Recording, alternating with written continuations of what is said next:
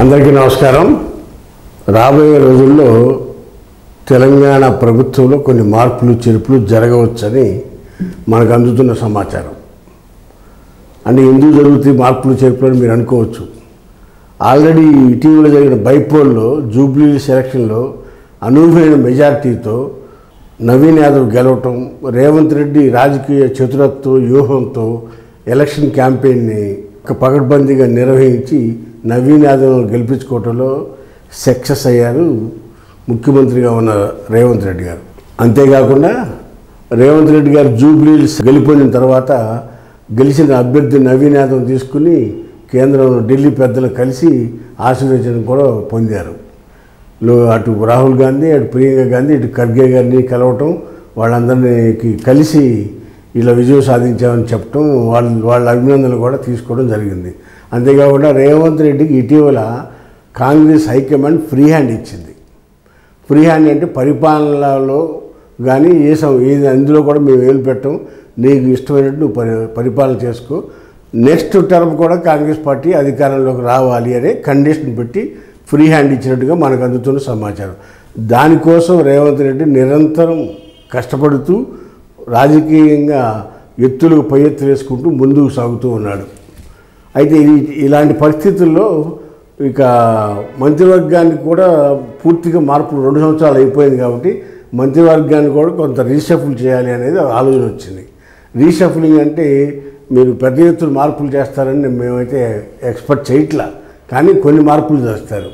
అది బీసీగా ఉన్న పొన్నం ప్రభాకర్ని మంత్రివర్గంలో నుంచి తొలగించి మహేష్ కుమార్ గౌడ్, ఎమ్మెల్సీగా ఉన్న మహేష్ కుమార్ గౌడ్, అది కాకుండా ఆయన ప్రస్తుతం పీసీసీ ప్రెసిడెంట్గా ఉన్నారు మహేష్ కుమార్ గౌడ్ని.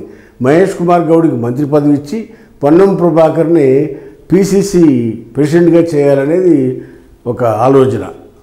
పొన్నం ప్రభాకర్ ఆల్రెడీ యూత్ కాంగ్రెస్లో, ఎన్ఎస్ఏలో, అదేవిధంగా పార్లమెంట్లో మెంబర్గా కూడా పనిచేసి రాజకీయ అనుభవం ఎక్కువ ఉంది. అందుకని మహేష్ కుమార్ గౌడ్ని మంత్రివర్గంలో తీసుకుని పొన్నం ప్రభాకర్ని పీసీసీ ప్రెసిడెంట్ చేయాలనేది ఒక ఆలోచన ఎవరి రేవంత్ రెడ్డి గారికి. అదొకటి. పోతే ఖాళీగా ఉన్న 2 మంత్రివర్గంలో ఒకటి కోమటిరెడ్డి రాజగోపాల్ రెడ్డికి గతంలో నేను మాట ఇచ్చున్నాం. ఆ మాట ప్రకారం హైకమాండ్ ఇచ్చింది, లోకల్ స్టేట్ పొలిటీషియన్స్ కాదు, హైకమాండ్ ఇవ్వడంతో ఆయన వచ్చి కాంగ్రెస్ పార్టీలో పోటీ చేసి గెలవటం కాకుండా ఎంపీని కూడా గెలిపించారు రాజగోపాల్ రెడ్డి. అయితే రాజగోపాల్ రెడ్డి నేటి వరకు ఒక చిన్న అడ్డంకి ఉంది. వాళ్ళ బ్రదర్ కూడా రాష్ట్ర మంత్రివర్గంలో స్థానం ఉండటం వలన ఒకే కుటుంబం నుంచి 2 కుటుంబం, అది కాకుండా నల్గొండ జిల్లాలో ఉత్తమ్ కుమార్ రెడ్డి, కోమటిరెడ్డి వెంకటరెడ్డి, మళ్ళీ రాజగోపాల్ రెడ్డి ముగ్గురు రెడ్డి సామాజిక వర్గం అవుతారని ఒక ఈక్వేషన్తో భయం ఉంది. దాన్ని ఎలా పరిష్కరిస్తారనేది రేవంత్ రెడ్డికి ఛాలెంజింగే. అయినా కానీ రాజగోపాల్ రెడ్డిని కూడా మంత్రివర్గంలో తీసుకుంటే ఇక కనీసం విమర్శ అనేది ఉండదు. ఇది ఇంటర్నల్ పార్టీలో కానీ 65 మంది 66 మంది ఎమ్మెల్యేల్లో కానీ అసమ్మతి గళం పట్టేవాళ్ళు కానీ రాగం పట్టేవాళ్ళు కానీ ఎవరు లేరు. ఉందల్లా ఒక రాజగోపాల్ రెడ్డి. ఇది ఫైనాన్షియల్గా స్ట్రాంగ్ బిజినెస్ మ్యాన్ అవడంతో కాంగ్రెస్ పార్టీ ఆబ్లిగేషన్ మీద కాంగ్రెస్ పార్టీకి వచ్చి నల్గొండ జిల్లా నుంచి మనుగోళ్ళు గెలవటం, అది కాకుండా అక్కడ ఎంపీ టికెట్ కూడా గెలిపించడంలో ప్రధాన పాత్ర పోషించాడు. కాబట్టి ఆయన ఒకటే డిమాండ్ చేస్తాడు. ఆయనే ఒక కాల్లో ముళ్ళులాగా, తలలో పేనులాగా ఉన్న పరిస్థితి అయితే కనపడతా ఉంది. అందుకని ఆయనకు కూడా మంత్రి చేస్తే ఈ గొడవ ఉండదేమోననే ఒక ఆలోచన నడుస్తూ ఉంది. అయితే దీనికి ఒకే కుటుంబం నుంచి 2 అనేది ఈక్వేషన్ వస్తే కనుక కోమటిరెడ్డి వెంకటరెడ్డి గారిని తప్పించాల్సిన పరిస్థితి వస్తుంది. కానీ వెంకటరెడ్డి గారు స్ట్రాంగ్గా రేవంత్ రెడ్డి సపోర్ట్ చేస్తున్నారు ముందు నుంచి కూడా. కాంగ్రెస్ పార్టీ పీసీసీ అధ్యక్షుడు అయిన కాంచి కూడా వెంకటరెడ్డి గారు స్ట్రాంగ్ సపోర్ట్ చేస్తున్నారు రేవంత్ రెడ్డి గారు. మరి అది తొలగించే అవకాశం లేకపోవచ్చు, లేకపోయినా మరి కాంగ్రెస్ పార్టీ ఇచ్చిన మాట ప్రకారం తీసుకునే అవకాశం కూడా ఉంది ఎవరిని, రాజగోపాల్ రెడ్డి గారిని. ఇకపోతే ఇటీవల కాలంలో కొండా సురేఖ్ గారు, వారి భర్త చాలా వివాదాల కేంద్ర బిందువు అయ్యారు. వారు మొదటి నుంచి కాంగ్రెస్ వాదులే, కాంగ్రెస్ పార్టీలోనే పనిచేశారు. అనేక సందర్భాల్లో ఇబ్బందులు పడ్డారు. కాంగ్రెస్లో నుంచి బీఆర్ఎస్ పోయారు, బీఆర్ఎస్ నుంచి మళ్ళీ కాంగ్రెస్కి వచ్చారు, మళ్ళీ కాంగ్రెస్ పార్టీలో మంత్రిగా కూడా ఉన్నారు. ఇటీవల నాగార్జున ఫ్యామిలీ మీద అనుచితమైన వ్యాఖ్యలు చేసి ఆవిడ అపాలజీ చెప్పితే నాగార్జున గారు కోర్టులో కేసు కూడా విత్డ్రా చేసుకున్నారు. అలాంటి పరిస్థితుల్లో కొద్దిగా డిస్టర్బెన్స్గా ఉంది వాళ్ళ ఫ్యామిలీతో, ప్రతి వరంగల్ జిల్లాలో. అందుకని సురేఖ గారిని తప్పించి ఆవిడ స్థానంలో విజయశాంతి గారు అదే వరంగల్ జిల్లా నుంచి విజయశాంతి సేమ్ బీసీ వర్గాల నుంచి విజయశాంతిని తీసుకుని మంత్రిని చేయాలని ఒక ఆలోచన ఉంది. విజయశాంతికి కూడా కేంద్ర పార్టీ కేంద్ర హైకమాండ్ ఢిల్లీ కాంగ్రెస్ వాళ్ళు హామీ ఇచ్చారు, నేను కూడా మంత్రిని చేస్తామని.